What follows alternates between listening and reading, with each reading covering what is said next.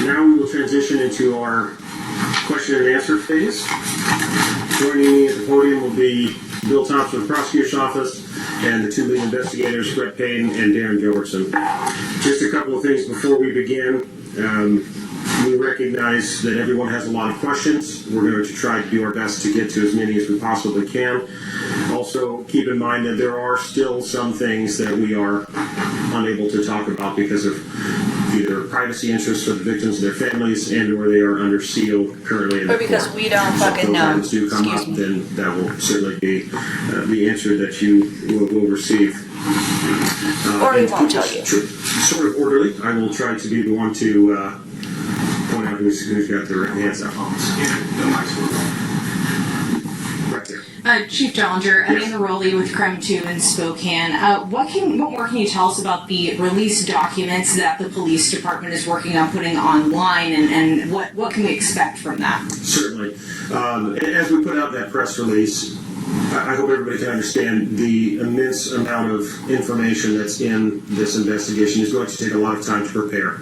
It has to be gone through legally to be redacted or figured out whether or not it can actually be released. So I did get word today. It sounds like our website will be going live hopefully this afternoon. There should be another press release coming out in the next few hours to show that website so that people can start accessing that. Initially, what is going to be on there, and certainly this is just for the Moscow Police Department because we're only the holders of our records, but it will be all of our police reports from this investigation, so just the documents there. They'll be redacted, ready to go, again, free of charge for the public. We want to be as transparent as we possibly can, so we wanted to get those out to everyone. Chief, from the very beginning, your department was saying this was a targeted attack. Can you now say who was the target and what's your evidence to show that? I'll turn that question over to the investigators to answer that one. Well, I think Darren and I have, the evidence suggests that there was a reason that this particular house was chosen. What that reason is, we don't know. We don't know who the target was, and we're not going to speculate on that up here today. But we can tell you for whatever reason. We're detectives, but we're not going to speculate. We have no curiosity. It's not in our best interest to engage in truth finding or fact finding. We've got our fall guy, and he's pled guilty, and we need to move on, and so should you.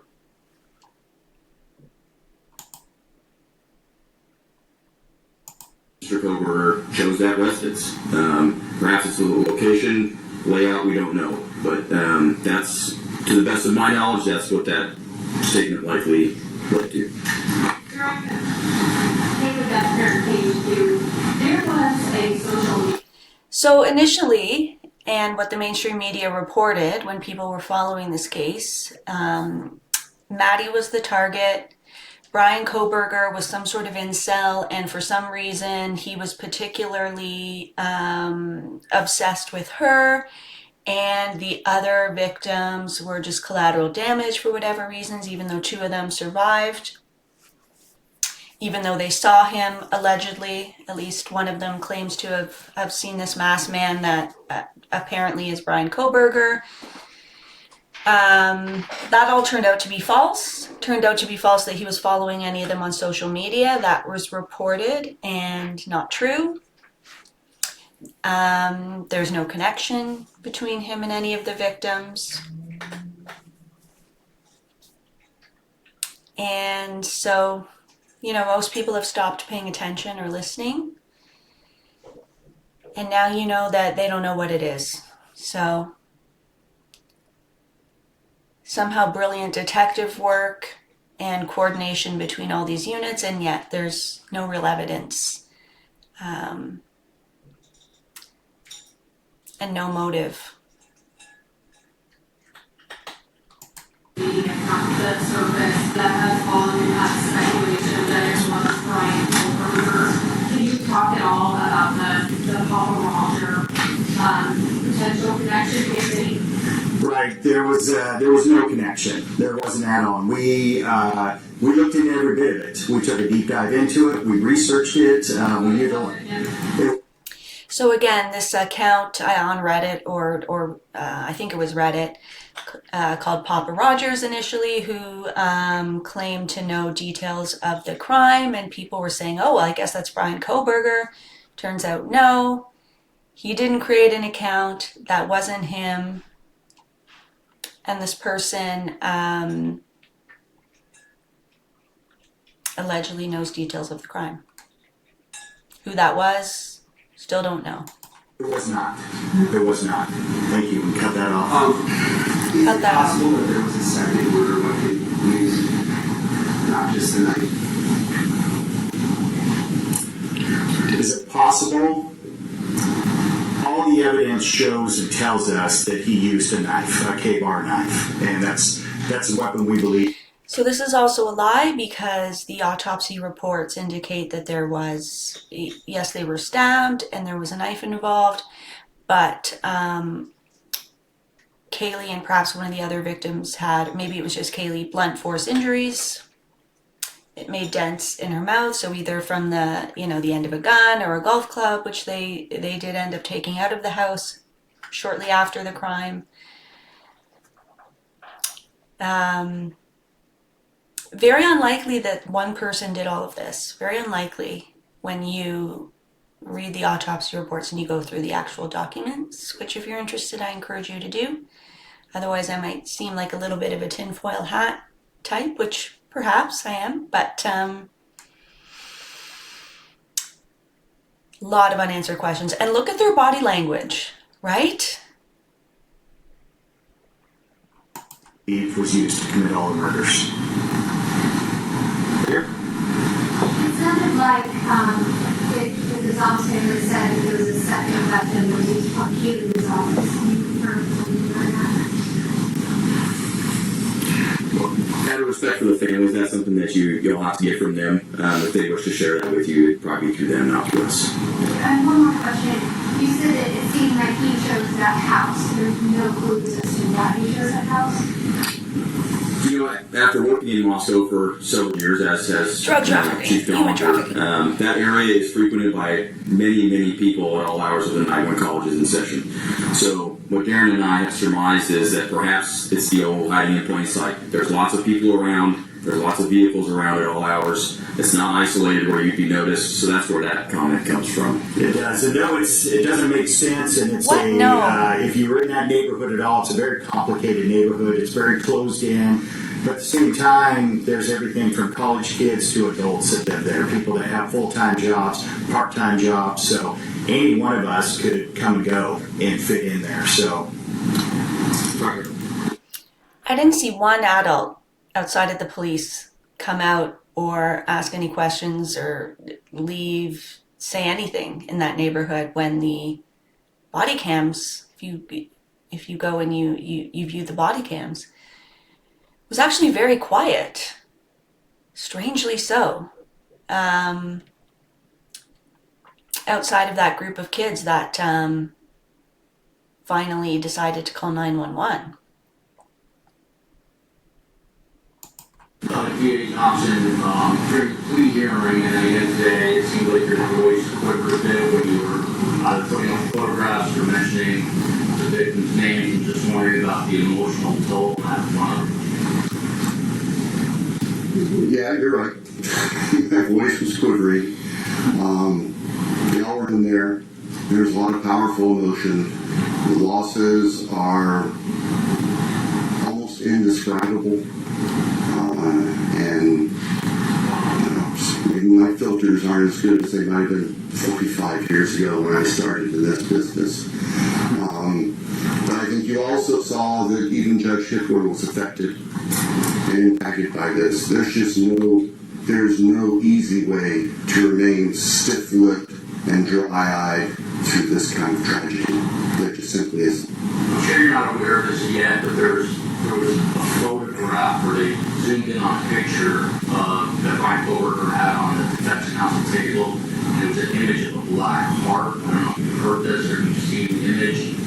Hearing this, what are your thoughts? First I've heard of it. There is something I need to say to this is the product of, I'm sure, I'm getting old in my failed memory, but there's one other person I need to recognize, and this is very important to us because this was a key person that was going to take us through trial, and that's Josh Hurwitz, former United States Attorney for the District. You guys, they couldn't have taken this to trial. The details didn't make sense. The roommates were lying to some degree. How much they were lying depends on how you view this case and this crime. No one called 911, even though at 4 a.m. they were so scared they saw a masked man dressed in all black in their house. But decided, oh well, nothing happens in Moscow. Even though the dog was barking, they heard their friend say, someone's here.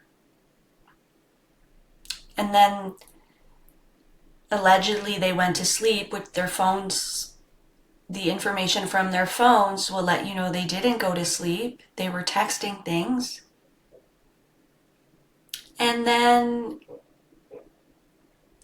the incidents from the night before didn't really occur to them, that something horrible had happened outside of their friend passing out. They were just like, oh no, she's passed out. Should we call 911? Is this an overdose situation? What should we do? Oh, you know who we should call? We should call a couple of our friends over and see what they think. And no one ever asks from any of the interviews, the body cam or anything I've seen, why they didn't call 911. Either the night before or when they couldn't reach them in the morning. Why a friend over? Why not 911? Is this a culture of fraternities? That's a big problem. Or is it more? Is it they know who the killer or killers are? Were they involved in the killing? There's lots of evidence that there was a cleanup here. Man. If Idaho, who left office and voluntarily joined our office as a special deputy to help us, my apologies for the oversight as I wasn't reading my notes correctly. But thank you for that little interlude. I guess my question is first to Austin, utilitarian, and then with on time. You said that, it was your decision to accept this plea agreement. It's brings finality, people die in prison, but verbal pages said they don't know who the target was and why he targeted this house. Was there a reason why, as part of the plea agreement, you require Ann Taylor to have her client sit down with you all and to answer some of these questions? I think that Judge Hitler addressed that today very, very well. Judge Hitler addresses everything very well, we found. Love Judge Hitler. He's my The boyfriend. law does not give the court or us the power to require specific factual allocution. And just let me finish. And we recognize that. We recognize that we could have said, well, in order for us to move forward, we want a factual allocution. But I have to be perfectly candid. I don't believe that there's anything that would come out of his mouth that would be the truth. I don't believe that there's anything that would come out of his mouth that would be anything other than self-serving. And I don't believe there's anything that would come out of his mouth that would not further victimize the families. Based on what So, psychological that simply profile? wasn't a This factor. guy's like a ghost. We made our decision based on our assessment of law and the facts. We made our decision based on being able to obtain accountability and certainty, not just for the victim's family. You guys, you ask him where the murder weapon is, and if it's not where he says, he's lying. If it is where he says, great, you have closure for the families. It would have been that simple. Families, but for the communities and for the state. And that's where our obligations go. And in the end, the old Harry Truman thing about stops on my desk, well, that's what I got when I was elected prosecutor 33 years ago. Fast forwarding him, forgive getting us on my if we go nerves. back and forth. It's just kind of how we roll. There's no evidence that we found that will lead us to any specific, even general location as to where the murder weapon or the clothes have been. And we searched. I mean, the FBI, again, Ask him. to their credit, we have folks doing soil samples and so all sorts of things to try to come up with somewhere to start. Did you searching ask for him? these things, and we just never found it. Where's the interrogation video? As far as the forensics piece, I'll let Darren, speak. Yeah, and on the weapon, it wasn't a lack of trying. Everywhere that we had evidence of where he went, based upon phone records, based upon the evidence that we had gathered, we searched that. We went there. No evidence that he was at the house. His cell phone is pinging around the house, around the time of the murders. No license plate, no indication that that white Elantra, if it is a white Elantra, is his. DoorDash driver who is a drug dealer, former drug dealer, possible informant who was at another murder of her husband. So this woman who's the DoorDash driver, Molly, who shows up, happens to be at the scene of 2 murders in this town that doesn't have a lot, just happens to be there, yet she wasn't involved at the time. The undercover police car that was around that we know from the Banfield videos, they drive a sedan. The DoorDash driver, Molly, if she can believe, says she saw a sedan and a guy with light, spiky hair. There's also a long weapon in the back seat of their car.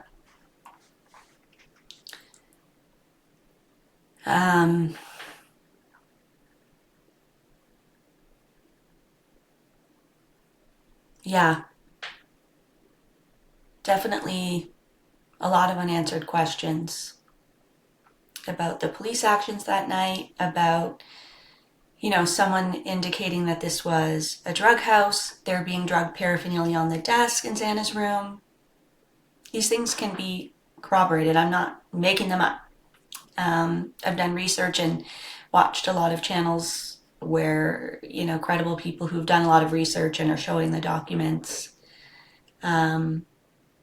Anyway, circumstantial against Bryan Kohberger, and a lot of other stuff that would have come out in this trial that they don't want out. We did searches on the ground, in the water. We did searches. We sent soil samples to try to figure out maybe where a shovel had been used. So we searched everywhere that we possibly could, but the reality is we're looking for a singular small, it's not that small, but K-bar knife, and that's it. So it's endless of where it could have been, and we just were not able to find it. So. Forensics at the scene, and the murder scene where we now know Kate was office was stabbed 34 times, and then another victim was stabbed one. Right. So the reality is that somebody can carry this out and still not get covered in blood. That's the reality of it. And this does happen. And there's plenty of studies of that. And we've had some of the world's experts that we've asked those same questions because we've struggled with that. Why do we not find more here and there? And the reality was, if somebody has the training, if somebody has thought about it, if somebody wears the right type of clothing, that could be the outcome. But he has no training, and this is his first crime, and it was a quadruple homicide in a few minutes. And the only DNA of his that you found was touch DNA on this knife sheath that you can't say belongs to the murder weapon. They did find 3 other knives, right? 2 or 3 other knives in the home. One of them seems like it has blood on it, the one that Hunter was holding. And Hunter is the friend that was called over to the house that eventually called 911.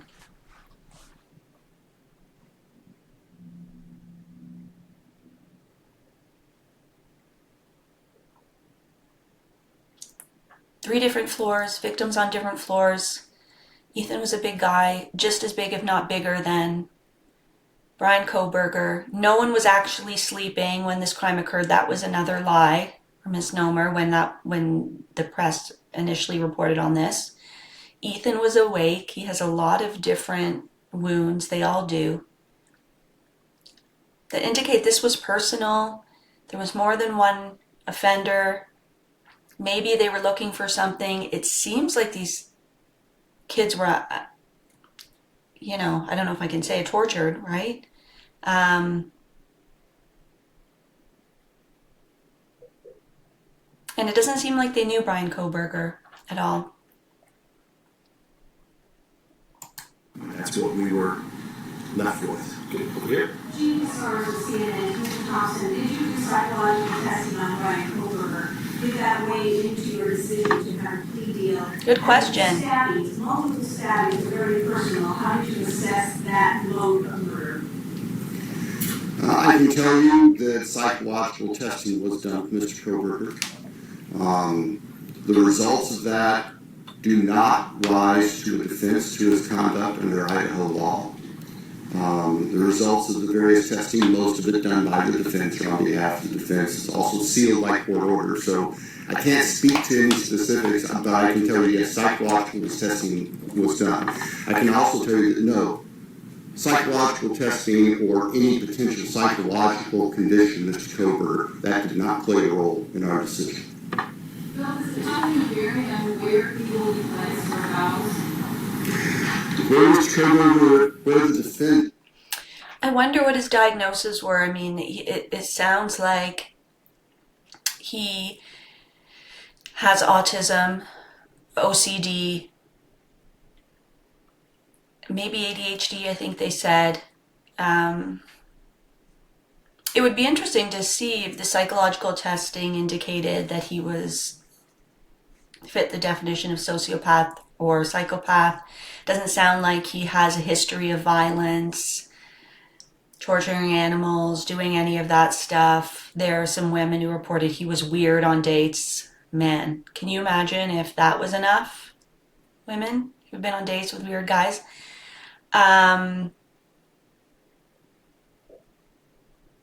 Yeah, doesn't seem like there's any of that. He did have a drug problem in the past, apparently. That could be a connection. He's also obviously a criminologist, so he's in law enforcement or has an interest in law enforcement. Is going to be housed, it's going to be up to the Idaho Department of Correction. And that could very well change over time. And the reality is we will know about it after it happens. Over here. Did you monitor Mr. Kohberger's communications about people being incarcerated? And did he say anything that was helpful or gave you any insights as to why he There's nothing, no evidence. Yeah, we did monitor it. Well, The only thing there is that, you know, his lawyer saying, I'm 100% convinced my client is innocent. He was pleading not guilty. You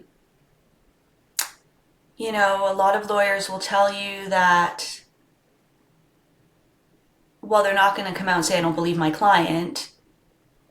They also aren't going to definitively state, I know my client is innocent, if they don't feel that way. So it's just interesting to see what changed so quickly, right? It doesn't seem like it was any evidence coming to light that they didn't know about. So what happened? Why the quick turnaround? Why the guilty plea? Well, he was housed in Latah County, and then once he was moved down to Ada County, we have hundreds, thousands of hours of monitoring that was done, but there was nothing of evidentiary value that was gained from any of it. Do you do anything else prosecutions? It's my understanding jail will not be releasing things that involve personal conversations with third parties. That ultimately would be a decision because the recordings are in possession of the two correctional facilities or detention facilities. I'm just going to skip through some of this. Blah, blah, blah, blah, blah. But you get the gist, right? I mean, they didn't really have very much. They really had to go for that guilty plea. The guilty plea, ultimately. Asking about, they're only known to one person. It's the person that commits those crimes. And I think that's probably. And there was the DNA under the victim's fingernails. 3 other male suspects that, as far as I know, they've never been identified.